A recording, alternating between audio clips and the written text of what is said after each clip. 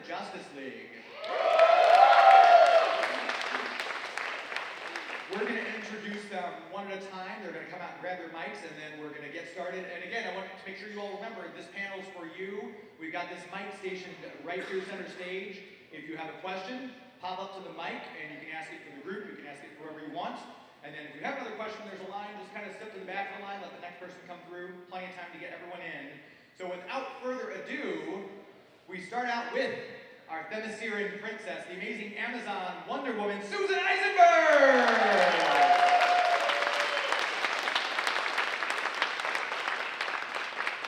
Next up, the last of the Martians, who has chosen to protect Earth as his adopted home, John Jones, the Martian manager, Carl Lumley!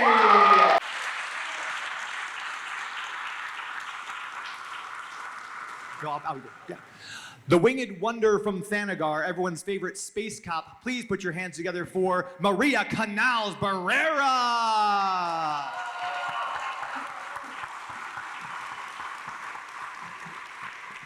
Thank you. The Emerald Gladiator, and I'm going to say my personal favorite Green Lantern, John Stewart, Mr. Phil Lamar.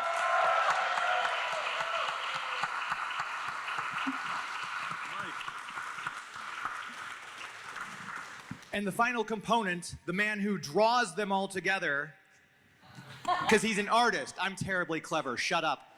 Please welcome to the stage, Dan Reba!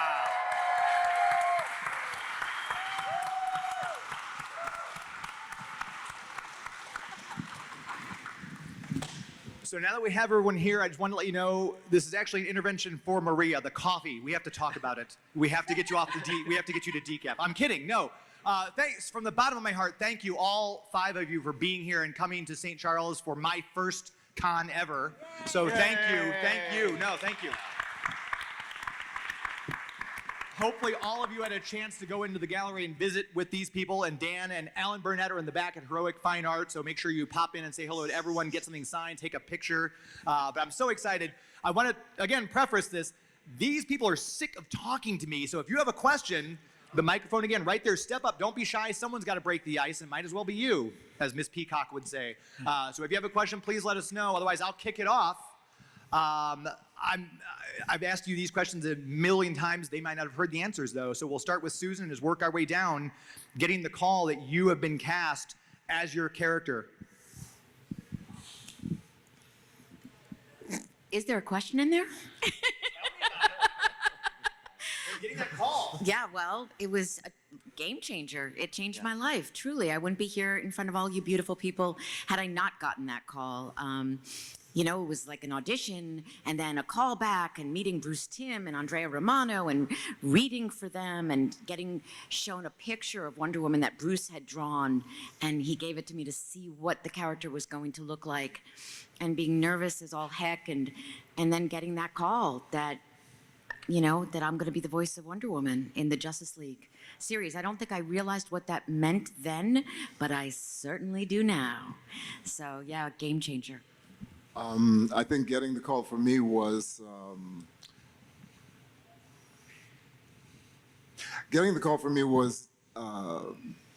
proof that really good people do exist in Hollywood and they keep their word. Andrea Romano, our director, had cast me in a couple of things and said, you should be doing more voice work, which I hadn't done much of.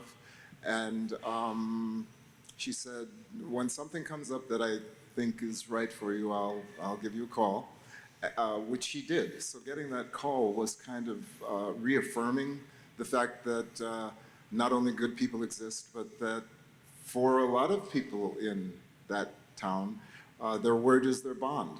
All she did was offer the opportunity, but she had said she would do it, and she did. And when the audition came up and I went in, it felt like madness. There was this photo of this green man, and and when I asked Andrea what she had in mind or what I should do, she said, "Well, just do what you feel," which not many directors just simply give you that kind of license. And so I felt free, I felt trusted, I felt like having fun. And that's, I think, what came through and why I got a chance to be Jean, my second favorite character in my life. Maria? Wow. Well, that's so interesting how it's not just another job for us, because it certainly wasn't just another project. It was amazing. Obviously, you guys get it. It was so beautifully written and animated, and we had such a special, fun time. And I remember being really excited. And what I remember often is how in that season of my life, I was in a place of trust. And for an actor, that's sometimes hard for us to hold on to. And I was so like in a place of trust where I remember that I told another girl who's an actress and does voice, I just told her about the part, and like I wasn't like, oh, I'm holding on to this, you know, Andrea's bringing me in, and I was like really trusting that if it's meant for me, it'll happen. And that's not always the case. Sometimes I operate out of fear, and I'm like, oh, I'm not going to tell this girl the part because I want it, which is not healthy because then you get all tight. But I remember being like really open and telling her about it, and she was like, oh, really? Oh, that sounds really great. And maybe she pursued it too. I was just focusing on what I had to offer. And I had just done like one small role in Static Shock as Shelley Sandoval, the reporter. and so, again, the wonderful Andrea, who's an actor's director who really loves and understands us as neurotic people. And she brought me in, and I remember my notes for the audition. With my process, I ask questions of myself that bring me to my feelings that I use as the character, my genuine feelings. And so I had to talk about missing Thanagar and my home planet. And so I thought, oh, well, you know, I miss Miami, where I'm from, because I live in LA. And, you know, Miami has a very dominant Cuban culture. My parents are from Cuba. And so I remember like, wow, you don't know how much your family of origin means until you go somewhere else. And all of a sudden, I'm like, oh my gosh, I miss all these Cuban things. And so I thought about using that. Like when I would go to the grocery store and I saw a Cuban soft drink, I'm like, oh, a Malta. And I don't even like Malta, but I bought it. And I put it in the refrigerator, and I would look at it, and it would remind me of home. So I used all that longing and jacked it up as high as I can and thought about Thanagar and missing Thanagar and my identity as a Thanagarian and my loneliness out here in a different city, different planet.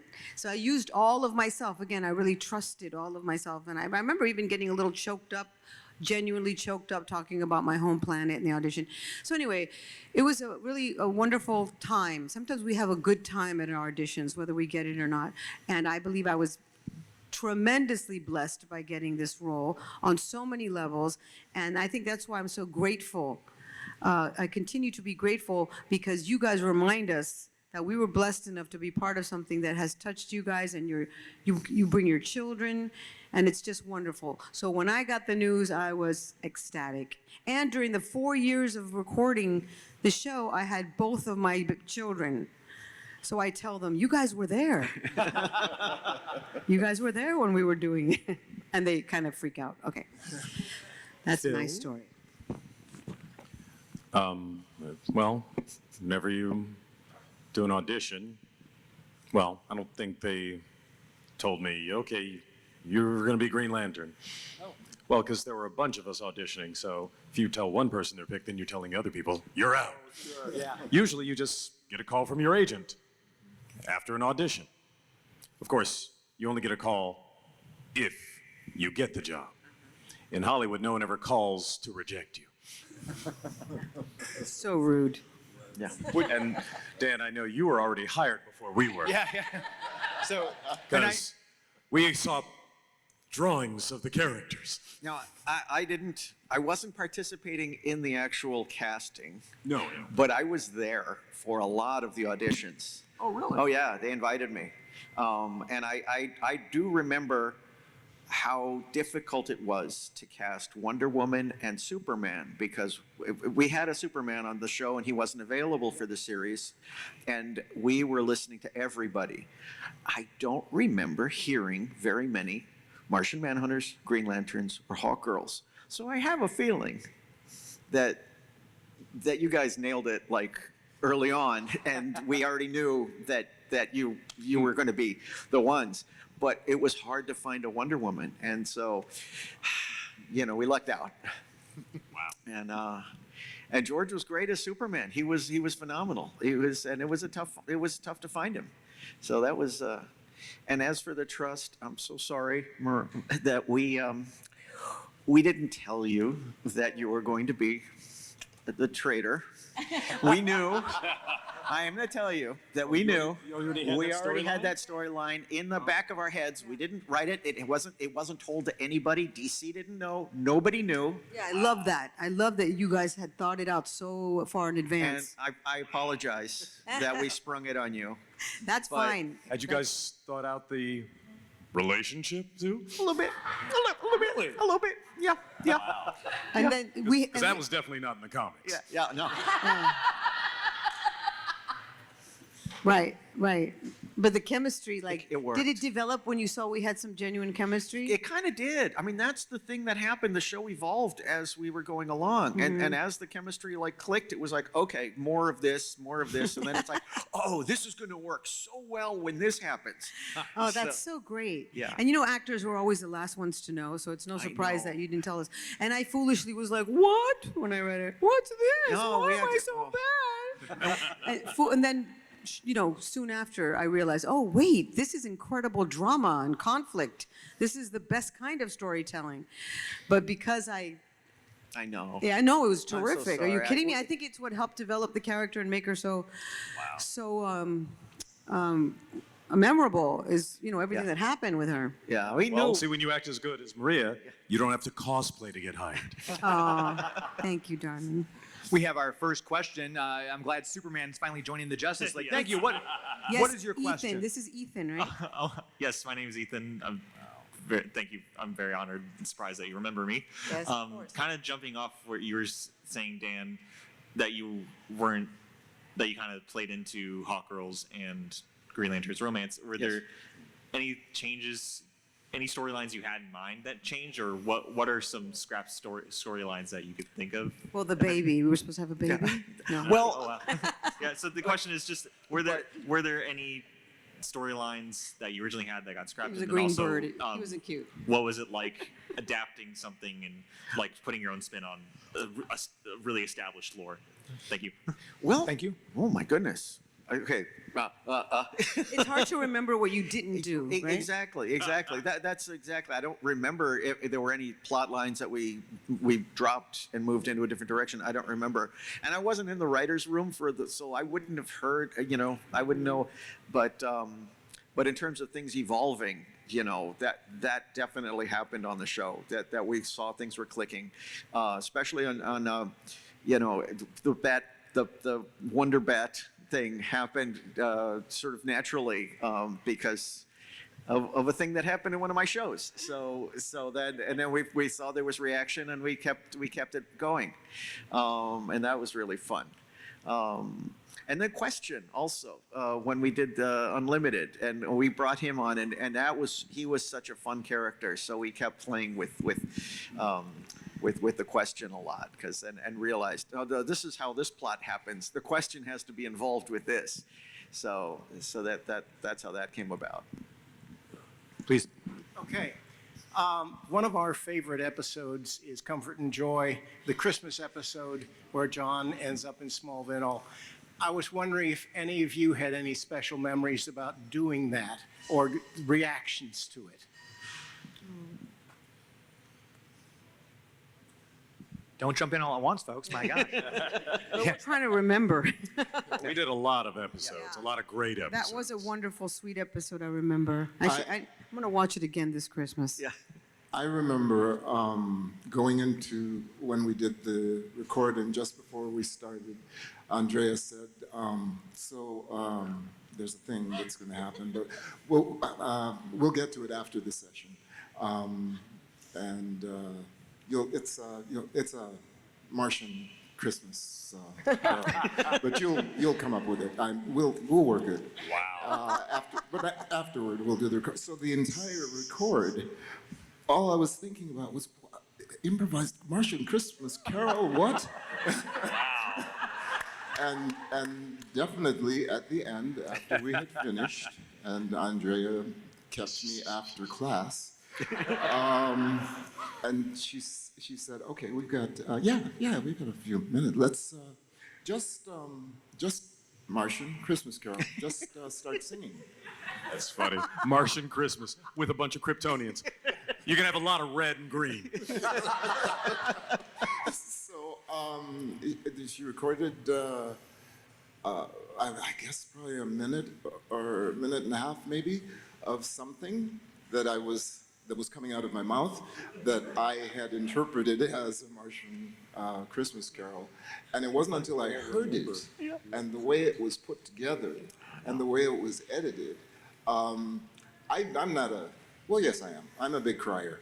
And I cried at the end of that because of what you said. I'm the child of immigrants, and so I actually remember Christmases both in Minneapolis, where we moved, where it was deadly cold, and my mother and my father spoke about Montego Bay with longing and some loss. And then I remember Christmases in Jamaica when everyone was just ecstatic. And I actually think once when I was 10 or 11, I ditched my family at the Montego Bay airport and was trying to convince my uncle to let me stay there in Montego Bay with him because I didn't want to come back to winter. This idea of displacement and the idea of being at home wherever you are, finding home in the people around you, not the geography, not the architecture of the place, not the infrastructure of the place, but in the people. And that's what I think of as comfort and joy, because Superman extended this to this stranger from Mars who was not going to be receiving tiny little sweaters for his Christmas. But I just felt there was something pure about it, and that's what I loved so much about our stories, was that you could not, you couldn't take it for granted that this was as simple as it somehow seemed, and it made me reach for more as Jean than maybe I would have if I just simply thought of him as this cartoon character who we hadn't seen for a while, who is now back in the world. So comfort and joy for me was comfort and joy.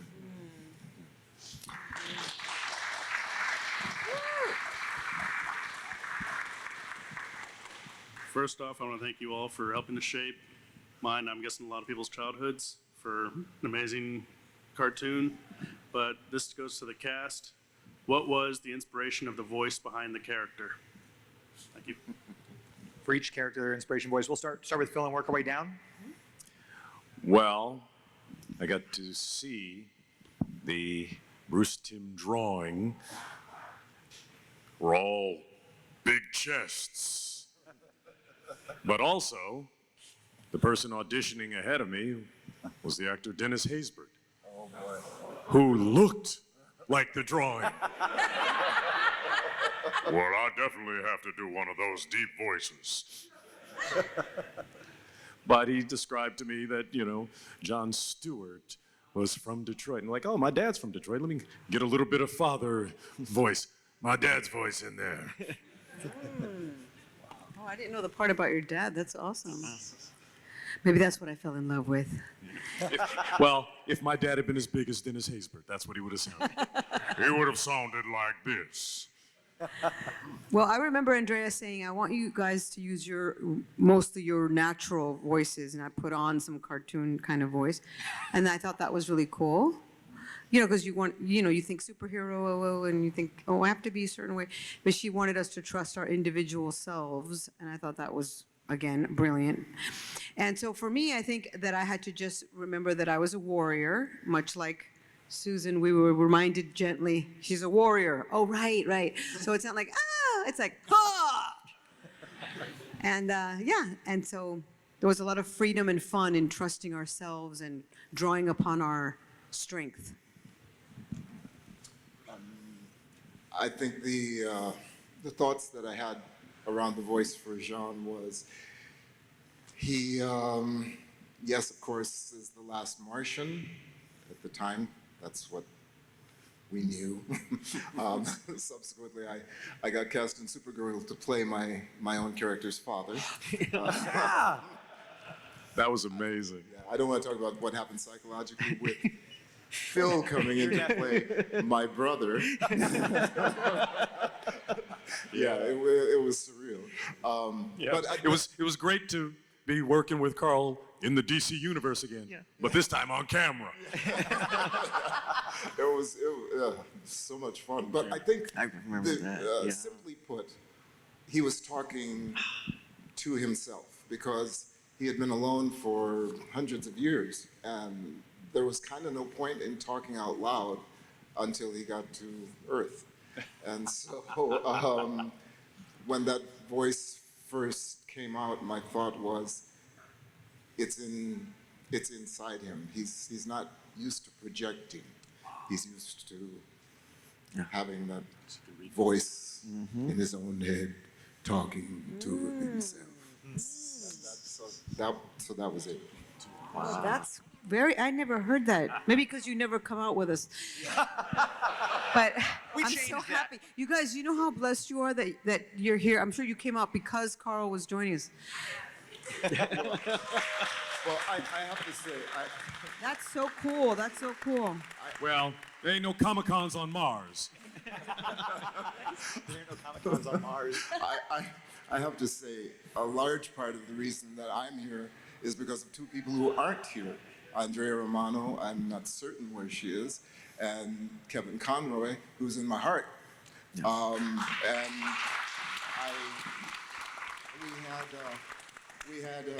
we had a memorial for him in an event in Los Angeles that I attended, and at that time I said to Susan, I'm so sorry that I hadn't done more of them, because I was always inspired by the one that I went to, what Kevin did, how much he appreciated you, and how much he allowed you to thank him, and how that spiritually was something that I had felt and seen, but was shy about, but that I wanted to commit to working through that, in part for him, in part for myself, and in part for our wonderful audience. This decades-old audience that keeps growing younger and older at the same time. Yeah. And Susan? How do you follow that? He's only made me cry about 3 times so far. So like Phil, I just looked at the drawing and I saw the big chest. No, I'm kidding. Kidding. I joke about it. That's accurate. Right? That's accurate. And the big No. thighs. Like Maria said, it was just, I think a lot of it was my voice, maybe a little bit deeper in my register, but it was, the fact that she was a princess, so there was like an elegance to her and a sense of royalty to her, but also a warrior. And Andrea Romano was consistently telling me to bring that warrior in. But we were so lucky that, I didn't have to create something out of thin air. I had this voice, and then I just tried to adjust it to what they wanted. But we were blessed in that we had the best in the business with her as a director. And then Bruce had a vision for the show, Bruce Timm, and it was our job to make that come true. So I think the fact that we're all here now tells us that we did something right, and so grateful for that. And to answer Carl's question, I did ask Andrea Romano to come. She's at a wedding this weekend, so she could not come. So just in case you guys are all like, why didn't he ask Andrea? Don't email me later on. I don't want any emails. We did ask. She couldn't come. And Michael, yeah, Michael was doing the convention both opposite weekends, and this is his one day off, so that's why. So yes, our next question. Hi, first, thank you for coming out. We really appreciate it. And then second, what were some of your favorite episodes to do, or favorite scenes, or even favorite lines of dialogue? Just something very memorable that you still think about to this day. Start at this end, and we'll work our way back that way. Great Hera. Thank you, Purple Lantern. I think there are so many episodes. As we've talked about, we had the best writers in the business. They respected the genre. They respected all of you, the audience. So they were smart, beautifully conceived episodes. So I'd have to say, just off of the top of my head, This Little Piggy, because I love the Wonder Bat element to it.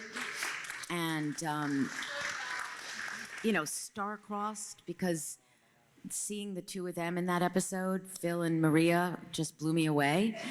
Comfort and Joy, which I'm not in, but it's the most beautiful episode.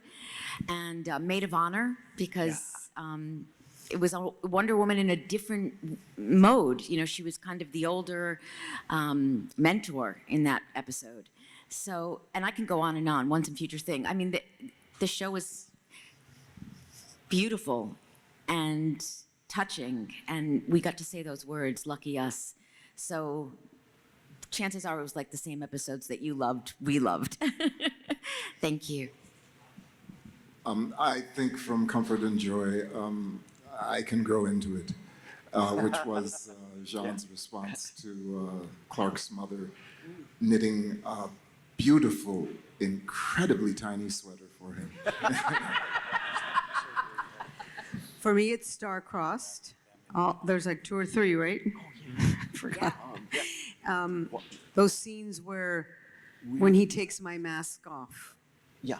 and you see her green eyes, and that vulnerability was just so powerful. And I was like, oh my gosh, I'm getting goosebumps. Is this allowed on cartoons? It's like, so it was so beautifully done. Those are my favorite. And of course, we were all together in the studio. Yeah. So they're all Phil and favorites. Maria were in the studio doing those scenes together, and We asked them to leave, but they wouldn't. Glass on the booth steamed up while you're doing your scene. Well, I have to say, as a comic book nerd, all of the episodes are favorites. But my personal favorites are got to be the ones where they brought Green Lantern and Hawkgirl together, and where they took them apart. Mm-hmm. I mean, I'd never seen superheroes in a relationship like that. I mean, it was so real and emotional. It's like, oh man, this is like they just invented something called super operas. But I also love the episode where we went ahead to the future. Mm-hmm. Yeah. I mean, it was wild because Kevin and I were doing multiple characters. He was doing, different Batmans in different times, and Bruce talking to Batman. But that's where Jon Stewart got to see his son with Hawkgirl before he knew they'd gotten together again. That's the best kind of time travel. Dan, did you have a favorite episode? Oh, too many. This Little Piggy was awesome. Oh my gosh. But the one that was probably the most fun to do was maybe the Great Brain Robbery. That was a cool one, yeah. And the line from that, of course, that sticks with me always is no, because aren't you going to wash your hands? No, because I'm evil. I think Michael has said that that's his favorite one too because of the interplay with him and Clancy when they Well, swapped bodies. It was insane. I've never laughed so hard at a record. I mean, we had lots of laughs, but what happened was that Clancy and Michael had to read each other's lines to cue them because they're playing each other's roles.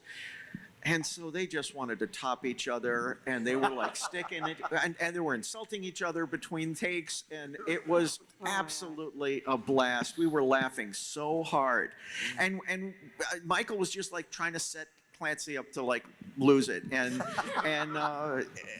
it was so funny. You were like, no, that's not really the way Flash would say this, and yes, it is. Yes, it is. He would insist. And it was like it was just heightened so that it could be easily imitated. It was very funny. Yes. So this is for everyone. When acting for stage or for screen, you have so much influence over the character, right? Because it's you, all the movements, the posture, the face, everything. But voice acting is a different beast. So I'm curious, how much input and influence did you have over your characters? And how much space were you given to improvise day of and to kind of play around with them? Well, we have a lot of say in bringing our characters to life. There wasn't a lot of, you have to do this and do that, and right, guys? And I don't think improvisation was generally encouraged because the scripts were so good. I don't know if you guys were asked to improvise. I don't remember being asked to improvise. Yes, the Christmas song. And you know what I was thinking when you said that? That's so smart of her as a director to mention it very casually, because she knew that you weren't necessarily a musical theater performer, would be like, oh, great, I can't wait.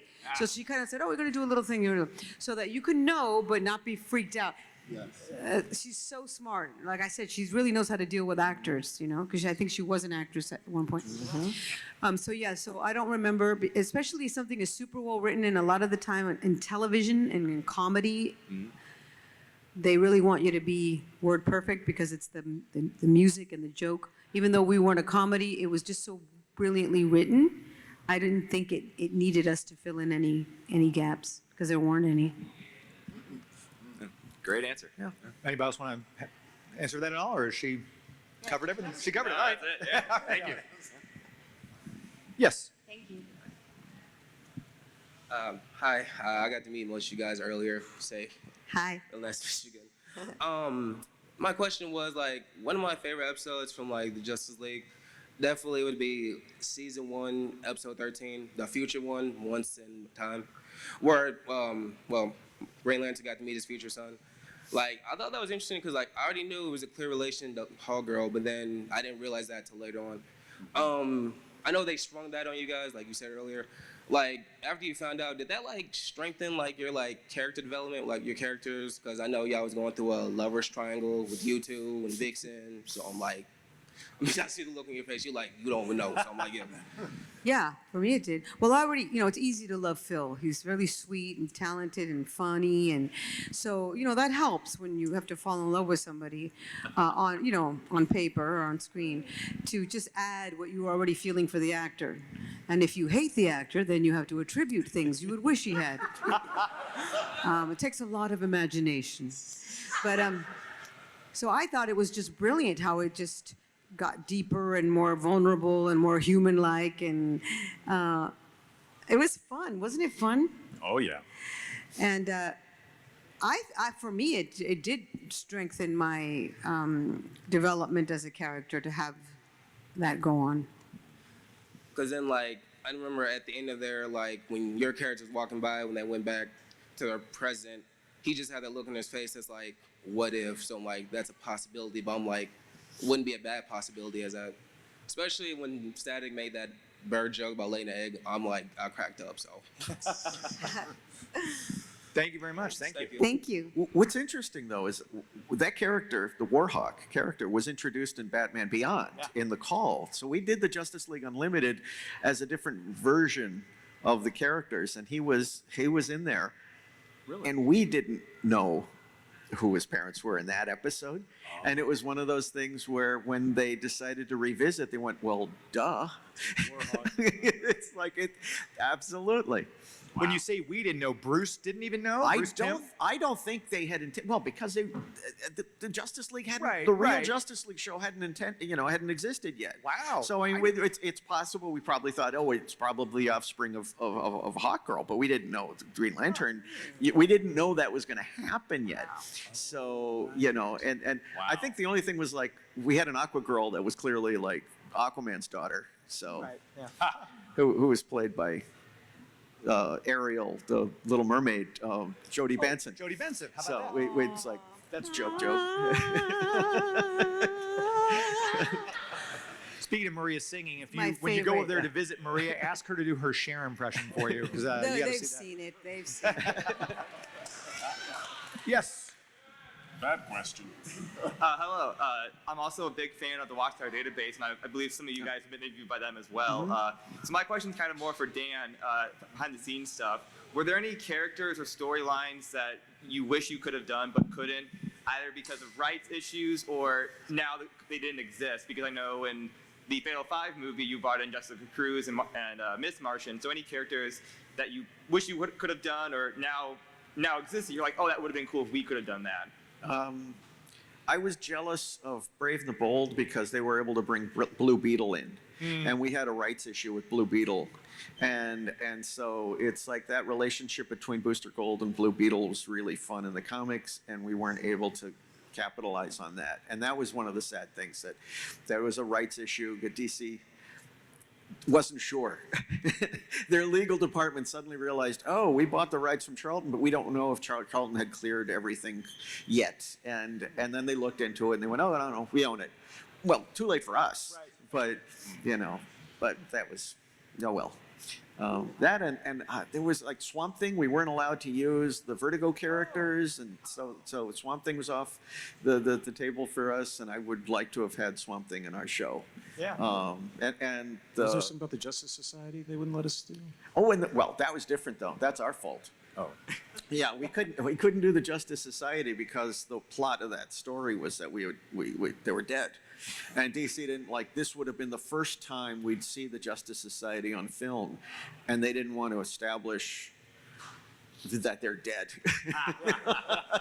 Oh. So we had to, but they were the ones that said, well, you can just kind of pull a Alan Moore and a Watchmen thing, just just create new ones based on them, and that was harder than we thought, because then the legal name issue of the characters was very hard. Right.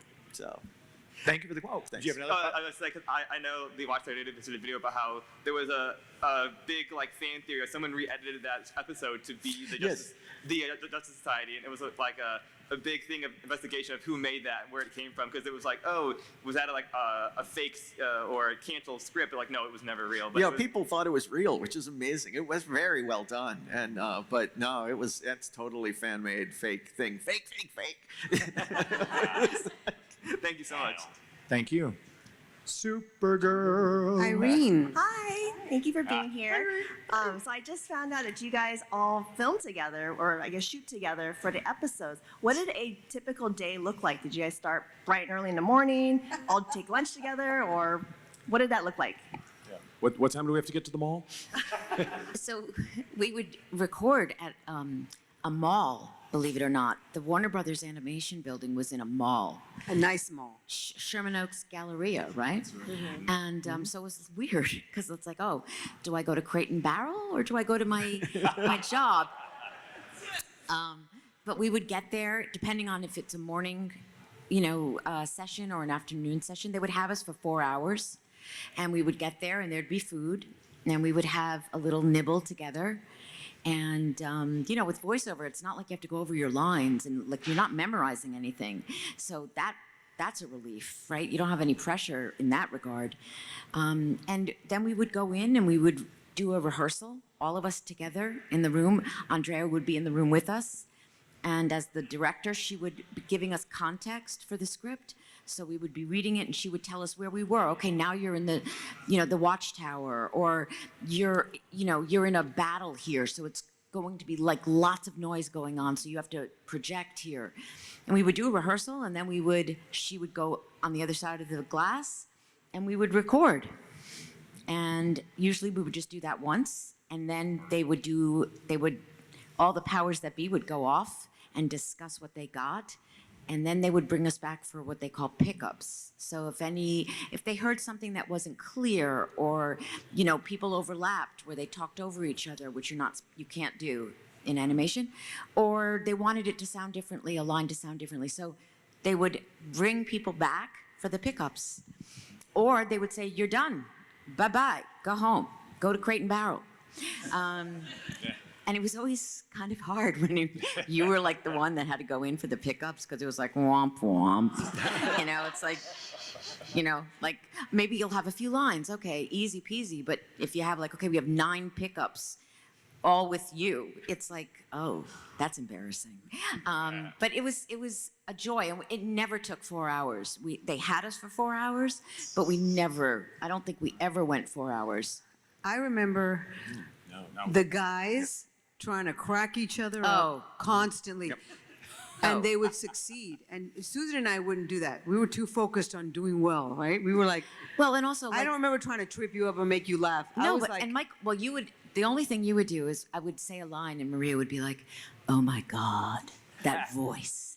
I love Susan's voice. She would tease me relentlessly about, and Phil would do the same. It's her real voice. She's not. No, a lot of women, they try to be sexy, and they talk like this. Susan really does talk like this, and it's so beautiful and natural, And Phil would also tease me about it as well. And I remember Phil would stand. You wouldn't sit. Yeah. Phil would always stand, and I thought, wow, doesn't he get tired? But he does. He would stand, and when he wasn't on, you tell me if I remember correctly, he would be reading comic books on the floor of other shows, right? Not based on us. His focus was so sharp, and he knew it so well because he's a genuine comic book nerd/fan that he could. And I remember being amazed at that because I wasn't really that much into comic books. Like the only one I remember, which wasn't really a comic book I heard, was Mad Magazine as a kid. That's the only one I would read. But and so I was really impressed with him being the real thing, in the book and off of the book. He was a fan, and he was a superhero, and he could change his voice and be different people because I already worked with him on Static Shock. So I remember being super impressed with him, super impressed with you because you were so good and you took your time. And you were so believable as this other person. So I was very impressed with everybody, and I was very, and I was trying to hold back my laughter and amazed that they can be so relaxed and funny. The guys were hilarious. And Michael Rosenbaum was Flash. He was in the room, making jokes, right? Always. Yeah, he's very funny. The whole thing with George. the van was actually, Flash van, that actually was real. They saw him on a Pimp My Ride show or something. He really had the van. And so they wrote that into the show because it was real. So your reactions to him are exactly what we were thinking watching the show. Yeah. That's great. So. Thank you. Thank you. And due to the time, we've got time for just one last question. I'm sorry, but one last question for the group. Yes, please, Harley. Ooh, did you try to get Bruce Timm and Paul Dini here? I tried to get everybody here. Yeah. Maybe wouldn't like to see Bruce Timm like this. When it comes to voice acting, are there types of things that you enjoy more or less than other things? I've done a few things with some friends online, and at the end of whatever we're doing, all right, now we have to do the grunts. And well, the best thing about voice acting is you're able to do characters that aren't just what you look like. With on camera and on stage, it's no, you can't play. On camera, I can't play a basketball player, much less a Green Lantern. But I can do the voice of one. Like Michael Jackson. like I just have in my own experience things like being pulled aside in our projects just to like, hey, can you do those monster noises you do, those generic monster noises, or hey, we need you to do the funny laugh, that highly voice, the whatever. I don't know if it's like a similar feeling to voice actors who've been doing it for years to like just be like, I actually enjoy doing these grunts and moans for fight scenes or. I enjoy it. Yeah, that takes practice. I enjoy it. I enjoy it. It's a stress reliever. I love it. What about you guys? I think I loved every aspect of it. For me, I was used to walking around. It was stage for me. And when I got into that room, you talk about what would happen in the day. I would come in my mind as Jean, because I had to show up prepared, because I was in awe of the people that I was working with. I was in awe of their talent, straight up. And so I was probably the quietest person in the room because I just wanted to listen to everybody. And the thing about being in the studio together, because sometimes if I was doing something somewhere else, I couldn't be there for those, so I would have to come in by myself. And that was when I felt the most Jean, because I was so alone. Well, it's much easier to play a scene together. Exactly. And that's what I loved about it, because I felt like I was part of a company. And that when you're part of a company, it's not incumbent upon you to be primary or lead or the quirky one or the character. It's incumbent upon you to be part of it. Right. And that wholeness is what ultimately comes out of the session. So it was joyful, and I remember most of the time I felt like I was in observation mode, and just enjoying this experience that was somewhat similar to stage, but so much better. Yeah. Thank you for the question. I loved everything they asked me to do. Even if I didn't love it, I made myself love it. Right. Thank you for the question. Thank you. And that's time, because we've got some other stuff we have to attend to today. So as you're leaving, please make sure if you haven't had a chance to visit with them, please pop over to the gallery. I want to make sure we thank the Fantasy Shop, because the Fantasy Shop is part of the reason why the Justice League is here.